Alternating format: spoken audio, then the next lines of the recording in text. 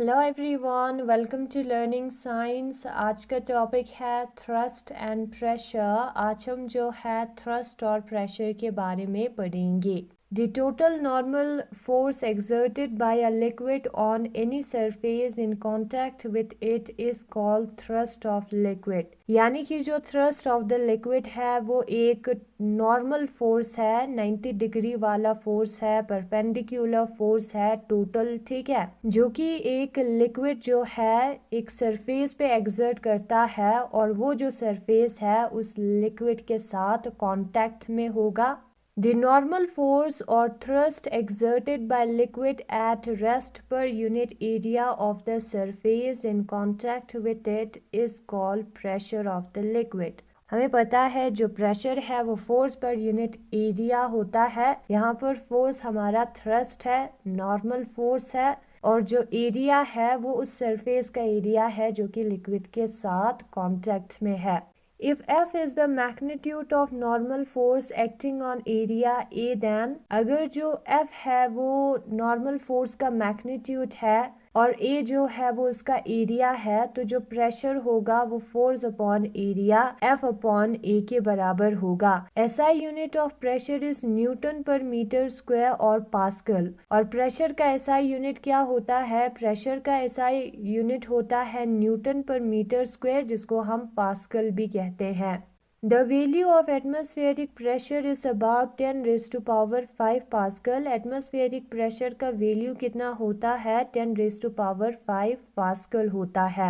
Force acting on a liquid at rest is perpendicular to its surface। जो liquid पे force act करता है rest पर वो उसके सरफेस से परपेंडिकुलर होता है, यानी कि उसके सरफेस से 90 डिग्री बनाता है। Consider a container containing a liquid in equilibrium state of rest। हम कंसिडर करते हैं कि हमारे पास एक कंटेनर है, उसके अंदर लिक्विड है और वो जो लिक्विड है वो रेस्ट के स्टेट में है, ठीक है, इक्विलिब्रियम स्टेट ऑफ रेस्ट में है। Let F be the force acting on the liquid is not perpendicular but makes an angle theta with the horizontal as shown in figure first। इस force को हमने two parts में resolve किया है, एक है हॉरिजेंटल और दूसरा है परपेंडिकुलर। हम वेक्टर को रिजॉल्व कर सकते हैं ऐसे, और जो हॉरिजेंटल वाला पार्ट है उसको हमने Fx लिखा है और जो वर्टिकल वाला पार्ट है उसको हमने Fy लिखा है।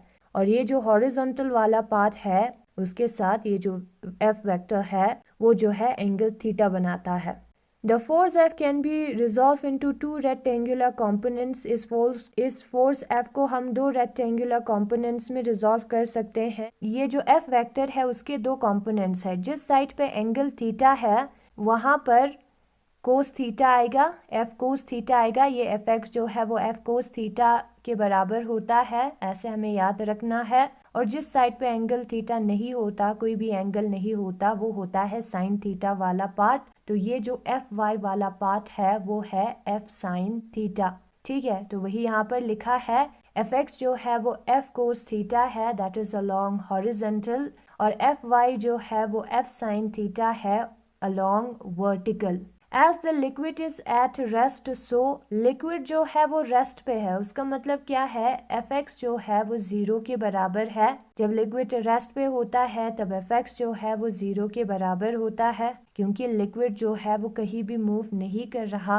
Fx 0 है, उसका मतलब है F कोस थीटा जो है वो 0 के बराबर होगा। अब ये जो फोर्स है वो 0 के बराबर नहीं हो सकता, इसका कोई वैल्यू होगा, मैग्नीट्यूड होगा, तो कोस थीटा जो है वो 0 है। एंड कोस थीटा तभी 0 होता है जब थीटा हमारा 90 डिग्री होता है, तो इसका मतलब है कि थीटा हमारा 90 डिग्री है। कोस ऑफ 90 डिग्री जो है वो 0 होता है। That is the force acting on a liquid in equilibrium state of rest is always perpendicular to its surface. यानी कि जो फोर्स एक्ट करता है लिक्विड पे, रेस्ट पे, वो परपेंडिकुलर होता है उसके सरफेस से।